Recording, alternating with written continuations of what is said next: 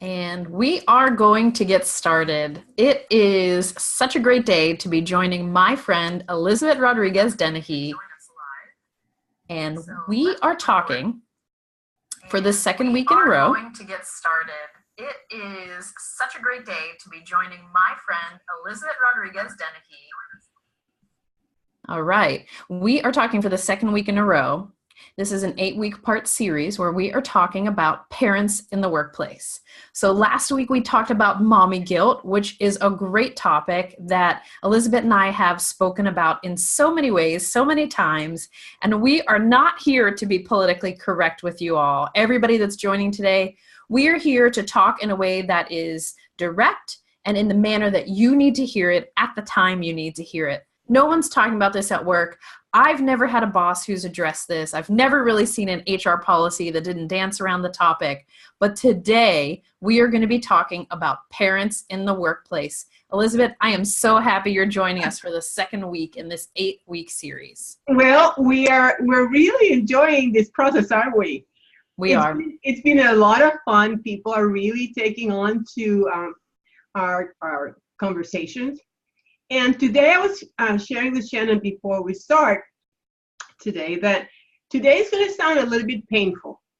And here's why we need to talk about the whole idea of parenting in the workplace before we start to address the different, we call categories of parenting, from a single mom to a mother, a woman with more than one child, all the different vignettes that show up at work.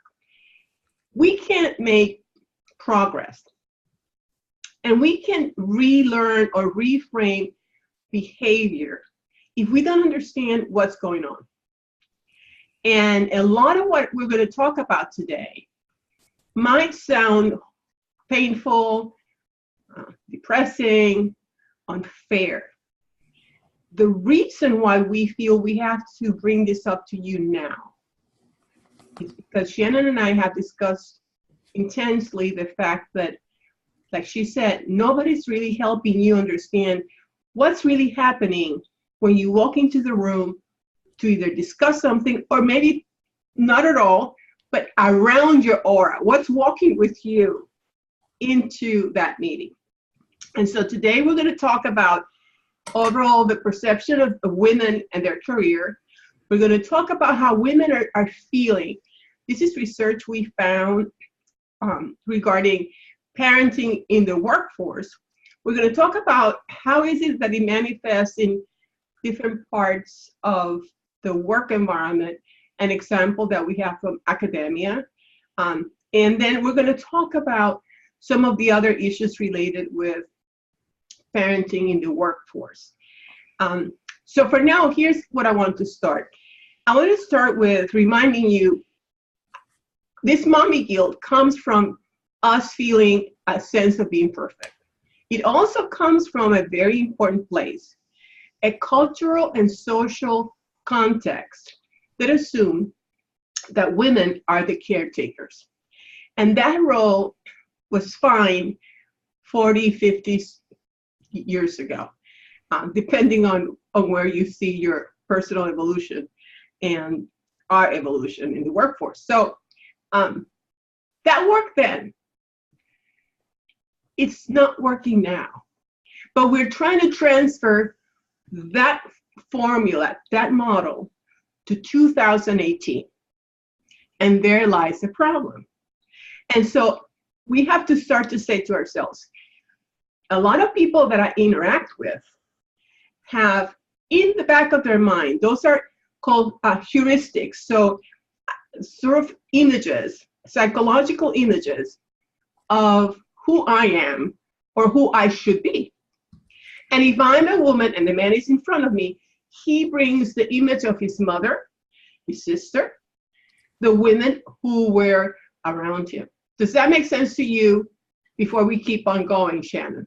It makes perfect sense, and it's such a big part of this conversation because while we all feel that we're individuals and we all feel we're individuals at work and in the workplace, people do bring their unconscious or maybe even conscious biases to the conversation and to our relationships with them at work. Absolutely. And so here's how it manifests itself. I'm going to go through a list that's pretty much helps understand the status quo right now. Women overall are given less demanding assignments and positions and promotions. Again, there is, and let me give you the underpinning, because she's going to have this commitment in future tense, eventually when she gets pregnant or married, or because she is married and is pregnant, going to have a baby, right? All these assumptions make people, and here's the problem.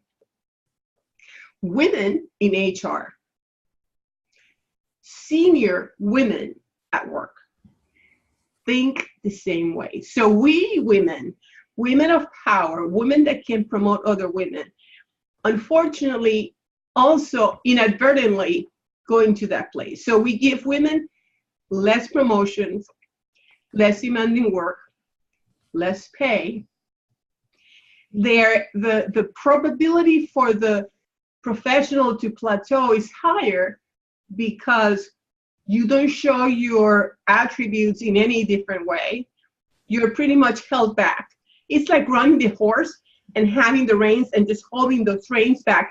And the horse just wants to go and it's being pulled back all the time. Women, therefore, feel less engagement and less committed because they're saying to themselves, after all the sacrifices I'm making, and after running around to get all this done, I come here to work and I don't feel people are supporting me. Have you gone through any of that experiences yourself, Shannon, at work? No doubt. And not only have I, as a manager, I've seen it happen to many people that I work with as well. And people bring their thoughts and their ideas to these circumstances and say, oh, she'll never want to move. She won't take that promotion. She doesn't want to leave this city. Mm-hmm. And I often like to say, is that what she said when you asked her? And it's hard for us because sometimes these conversations are happening around us. They're happening behind our backs. Yes. And it's hard for us to know when we should be proactive and say, hey, give me that stretch assignment, or hey, consider me for an opening that I don't even know exists yet in a totally different city, just in case we buy another company. And I think that's one of our challenges. You know, and we're going to get into the details of what Shannon just brought up, which is how do I manage through? But that's exactly how it manifests. Fortunately, for some of the people and women that work around Shannon, Shannon asks the question. She's smart enough to know. But most of the time, we find sort of a huge gap between what is supposed to be done and what actually happens. And so here's part of the reason or rationale for this work. As I was talking with more and more women, and Shannon was going through the same thing, we realized that the individual, the person, is feeling conflict. Is feeling like it's a zero-sum game. Like, I really have to make a choice between being a mother and a professional because look how I'm being treated. There's a sense of loneliness. Companies are not doing a good job at managing the process of reentry after childbirth. I've had personal experiences with women with postpartum blues and their chemical disbalances that are very severe. And it's very hard for women to reenter when they're physically compromised for a period of time. Very difficult. There's a sense of lack of inner voice. So the confidence, which is an issue that we just bring from childbirth in a way, in many of us, is even more affected because we're saying, what more can I do? Mm-hmm. And we're saying it with exhaustion because we're working long hours at work, at home, and we don't feel like we're getting traction. Mm-hmm. Have you seen any of that at work, Shannon? I've definitely seen that, and I think there are other smaller signals that are being sent to women who are returning to the workplace. I worked with a woman one time when she was coming back from maternity leave. We had nowhere for her to pump, and it was suggested to her, just block out a conference room at the time you think you're going to need it. And this particular conference room had blinds that couldn't shut all of the way.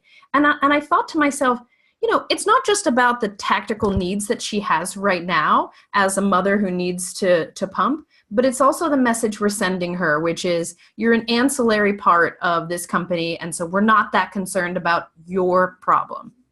Absolutely. I heard a story. It was a beautiful story. It's a multinational company. This woman had just returned from work and she was pumping.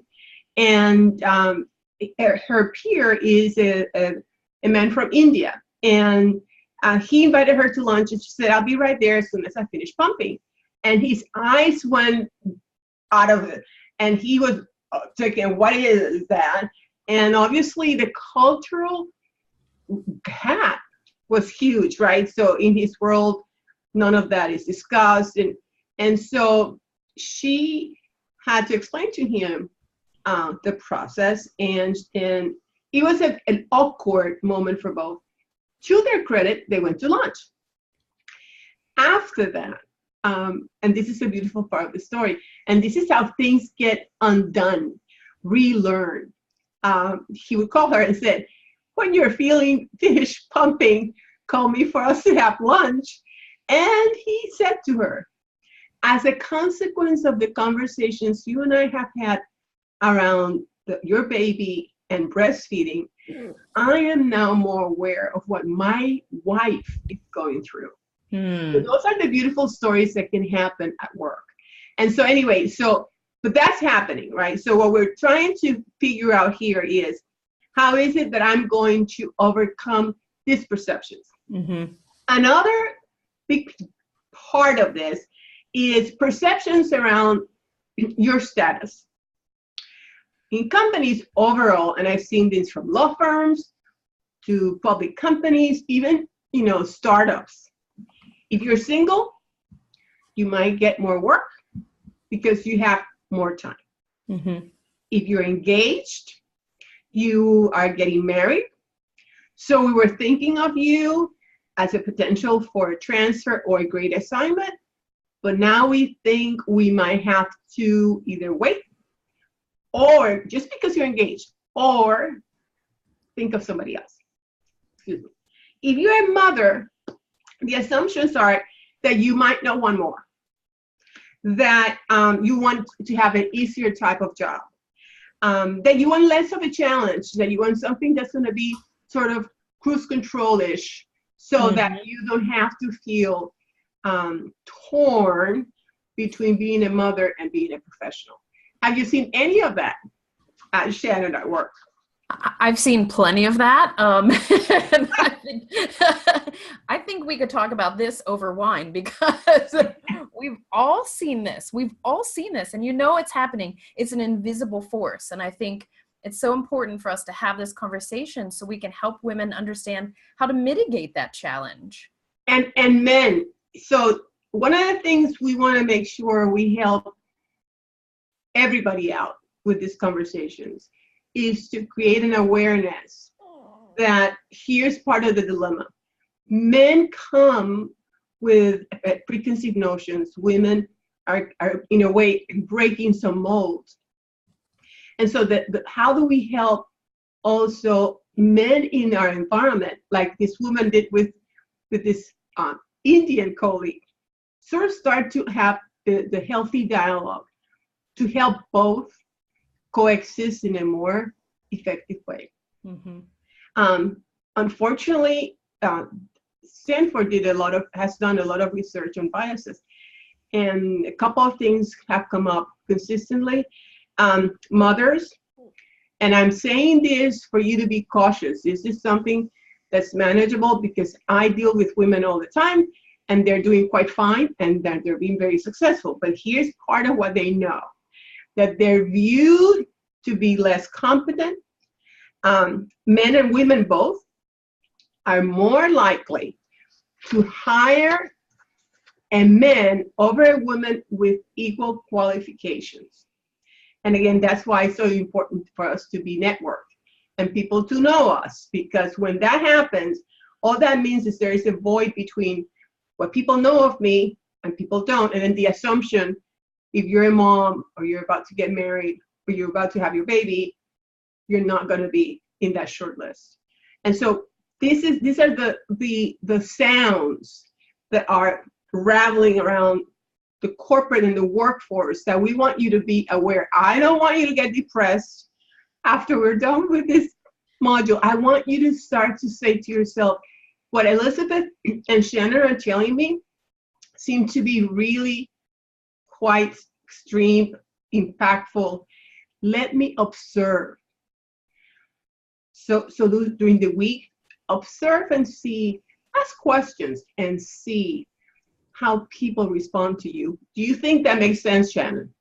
I think it makes perfect sense. And I've read some of the studies you're talking about where people are presented with resumes for men and women. It's the same exact resume, just with a masculine sounding name and a feminine sounding name. And, you know, it takes it all the way back to when you have a child, deciding on a name for that child, and how you're really kind of naming a product, and that name is going to have an effect on your child for the rest of their lives. And as a hiring manager, one of the things I've always done, specifically because I'm in sales, and you know that's really a man's game, is to say whenever I'm hiring somebody, I really want to see resumes. I want you to phone screen a cross section. There needs to be some cross sectionality of men, women, people of color. I want you to work hard, recruiter. And that's one of the things that we can do at, you know, in terms of advocacy work, is push back on the people we're working with and say, did you try to find people that aren't just white men? Right, and you know, one of the things that's working for many companies, not everyone is doing it, is doing blind resumes. So they take the names off. And that's one way. But more to come in the next sessions. For today, what we want to make sure is we give you contextually a good idea of what's going on. We want to make sure that we also understand that even though it's illegal to be held back in terms of because of, you know, our rights at work, it's happening. And even here in the US, the degree or the number of discrimination suits have risen. From 2010 to 2015, there were over 31,000 pregnancy discrimination charges filed. And, you know, we get upset.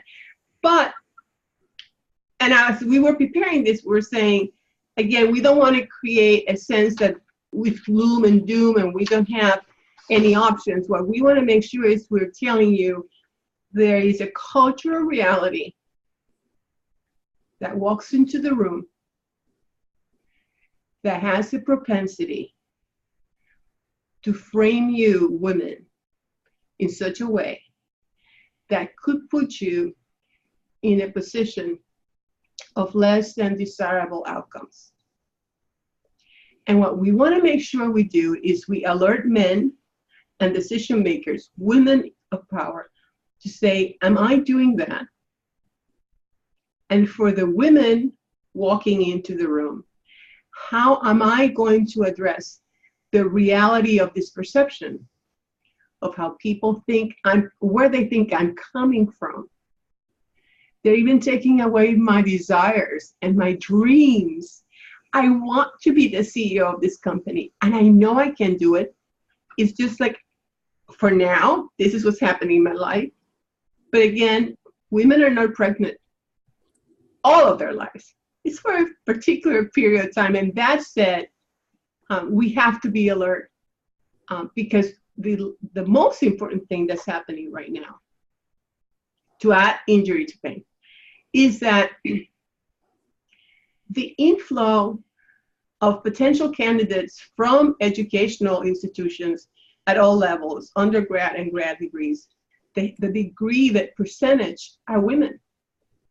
It's a worldwide trend. I jotted down the trends in my book, and sure enough, it's happening. What does that mean for us? Well, it means that every head count counts. And we need to keep great talent on board. And to be a little bit flexible is nothing compared to the capacity of that person to give me the best she brings to work. Does that make sense to you, Shannon?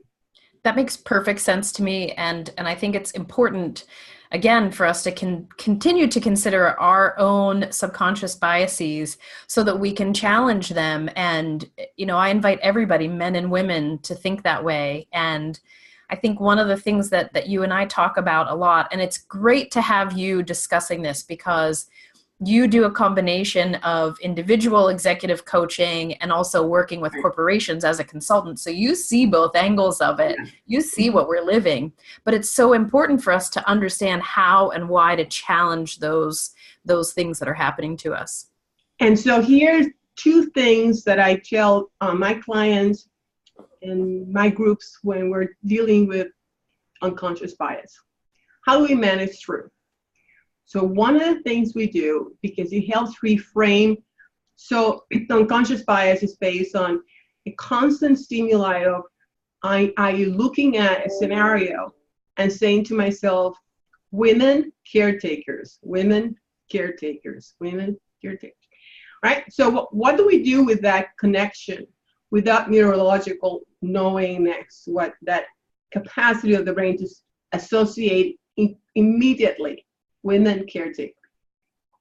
One of the things we can do is become more observant of the moment.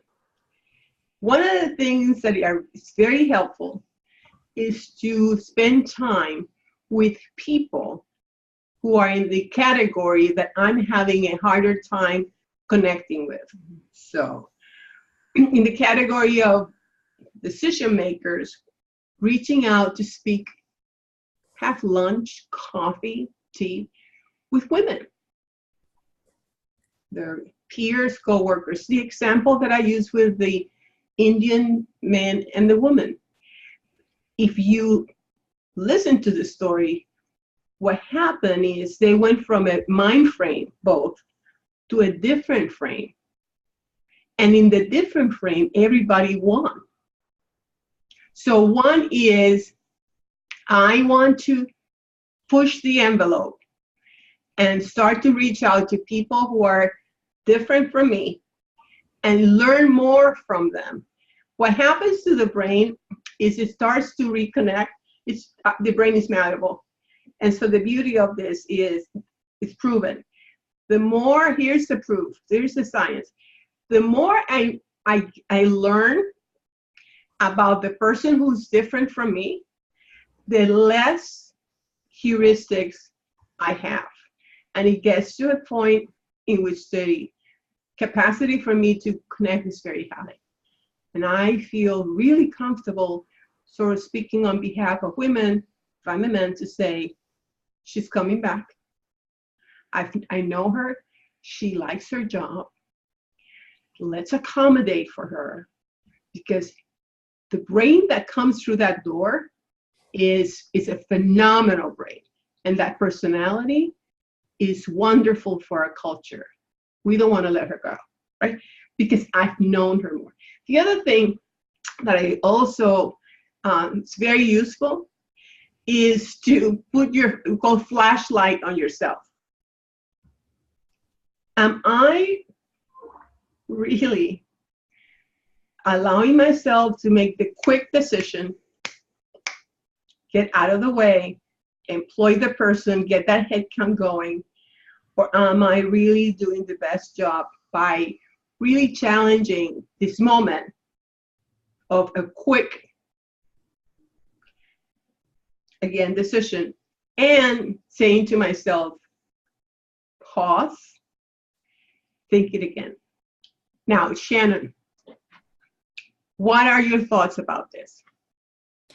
I think it's such a great reminder, one, to connect with people on a personal level, even if you're at work. And lunch, coffee, that's a great way to do it because you're stepping outside of the confines of your four walls. So, exactly. So you get to go somewhere different, be stimulated differently, and have a more frank conversation. And it reminds me of one of my favorite sayings, which I know I say all the time, which is, you're at no if you don't ask. So if I ask somebody for something, if I can gather the courage and ask them and they say no, I was at no if I didn't ask. So asking somebody out to lunch or to coffee or just to take one of those walking meetings with you, which are so great for the brain.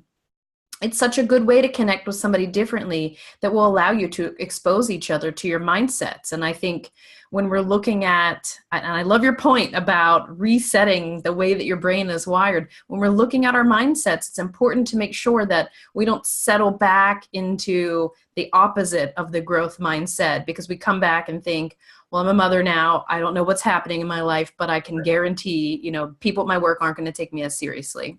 And that's exactly, actually, as we round up and set up for the next week, but we want to make sure you don't allow things to go.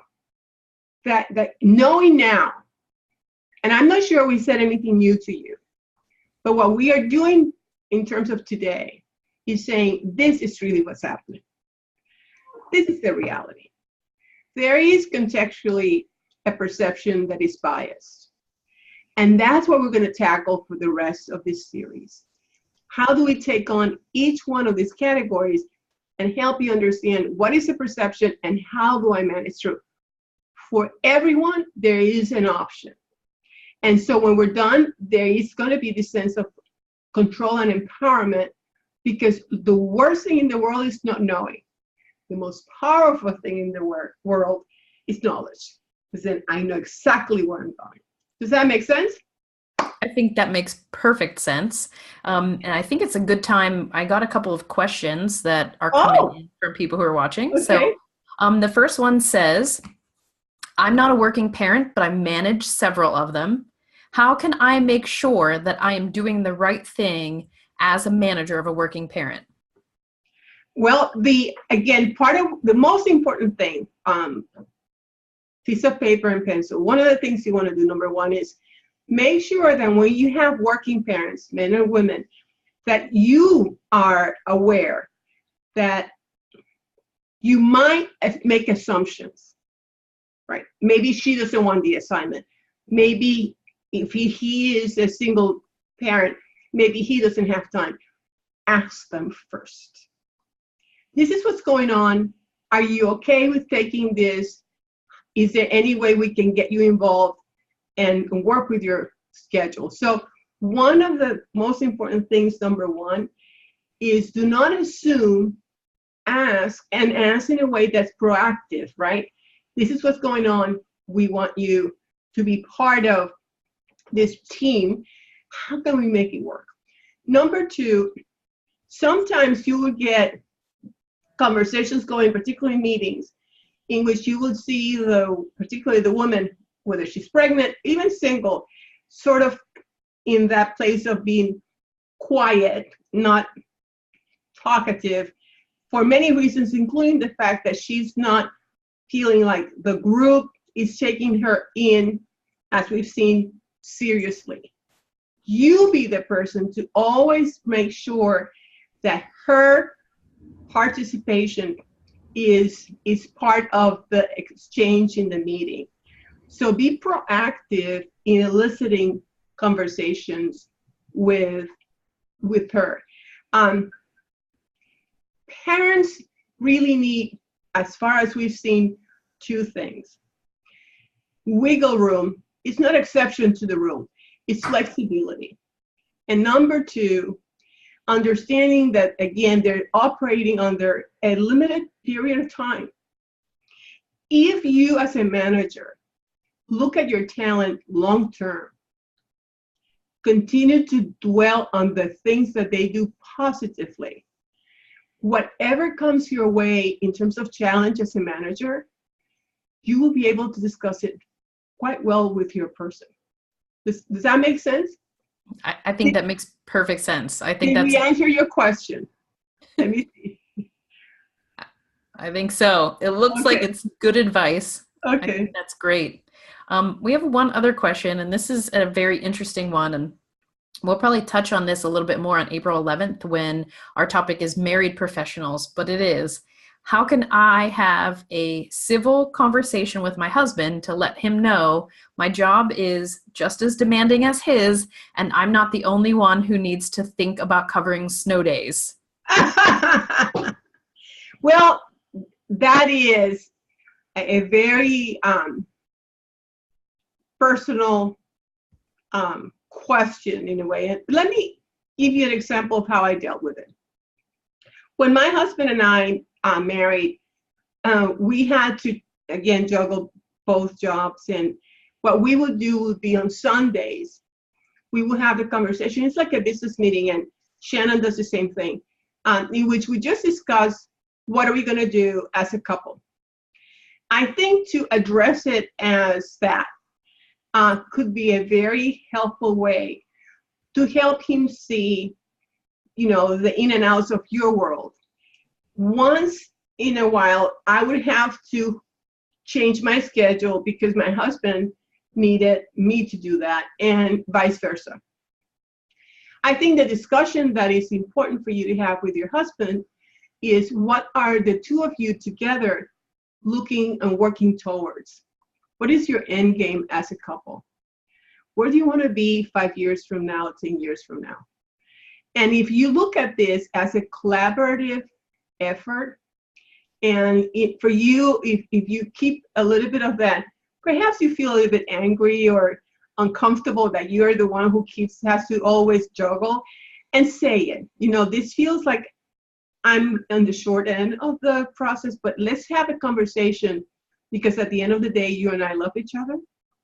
You and I have a family.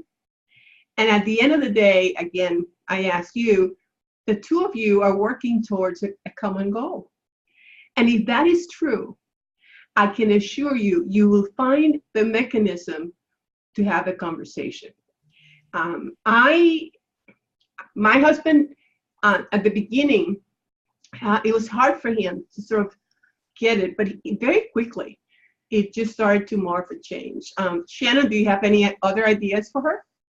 I think it's a really good question, and it harkens back to the research that you and I both read that said once you have a baby, there are an additional 33.5 hours of work added into your week. And so it's like taking on a very robust part-time job, nearly another full-time job. And if you have a full-time job, you can't do it alone. And it sounds unsexy and it doesn't sound glamorous. And when you first get married, so many things are about love, but really a relationship is a business partnership, and you have to do just that. Say, this is when we have our business meetings, and if you're the CFO of our household and you pay the bills, and I'm the COO of our household and I make sure that the laundry gets done and the groceries are purchased, that's okay. It's okay to treat it that way, because otherwise you have unspoken assumptions, and those can be really damaging. And when you're a working parent and you're trying to do it all, and we keep going back to that whole problem we have as women, as carers,